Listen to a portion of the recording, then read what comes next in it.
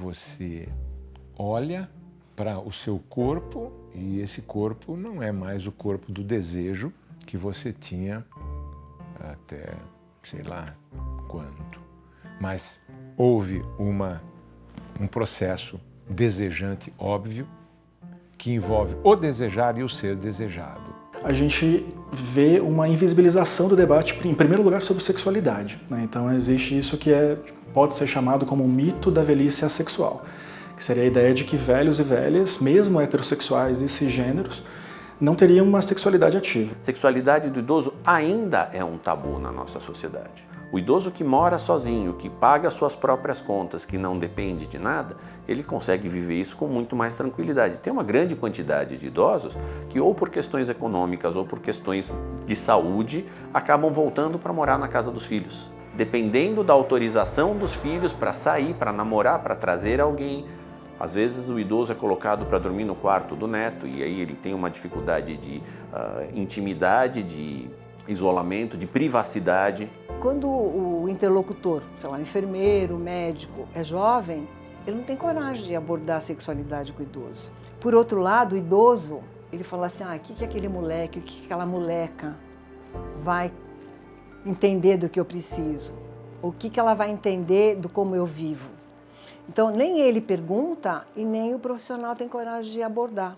Porque ele acha, ele é velho, não deve fazer sexo. Esse é o grande problema. Porque existem investigações atuais que têm mostrado as consequências inesperadas dessa invisibilização da sexualidade dos idosos, como, por exemplo, o avanço do HIV/AIDS entre idosos heterossexuais. O Ministério da Saúde tem uma preocupação nesse sentido, mas como se considera o velho como assexuado, existe pouca preocupação nas campanhas de educá-los, né, e se surpreendem quando descobrem que eles estão transando sim e estão sim pegando doenças. Eu fiz um trabalho que eu só entrevistei pessoas idosas que tinham ISTs, infecções sexualmente transmissíveis, aqui na Faculdade de Saúde Pública.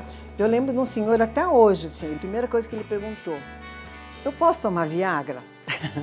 Ele tinha feito uma cirurgia cardíaca recentemente. Eu falei assim, você tem que conversar com o cardiologista porque eu não sei a sua situação cardiológica para te orientar. Você conversa com ele. O que ele sentia naquele momento era necessidade sexual, não queria saber mais de nada. Mas ele tinha uma IST, mas era uma doença que ele já teve no passado. Com a debilidade da idade, ele teve uma reinfecção, né? Um retorno da doença.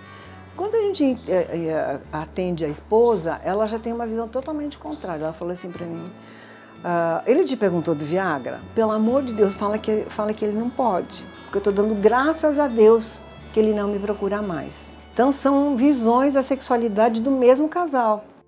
A sexualidade masculina ela é construída em função de performance.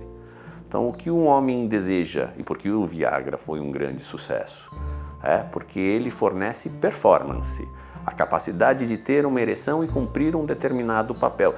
A sexualidade feminina ela é construída de uma outra forma. Ela é construída em função de contexto.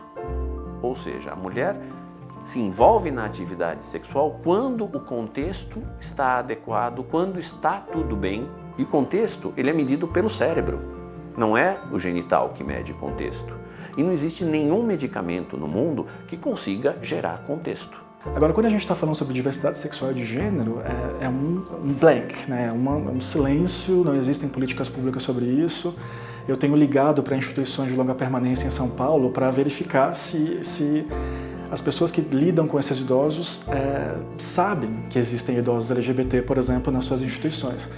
E a primeira resposta é, nós não temos ninguém dessa forma. Não temos, às vezes, com afirmações pesadas, né? Tipo, nós não lidamos com esse tipo de gente, coisas desse tipo. Quando você resolve se deparar com o seu desejo a sério e sair do armário, você se torna um herói ou uma heroína, porque você tem que se confrontar com uma cultura inteira que está contra você. Uma cultura e, frequentemente, uma sociedade. Então, você tem que se refazer perante uma cultura a qual você não se sente pertencente, pelo menos em grande parte, não é? E você tem que se inserir numa história.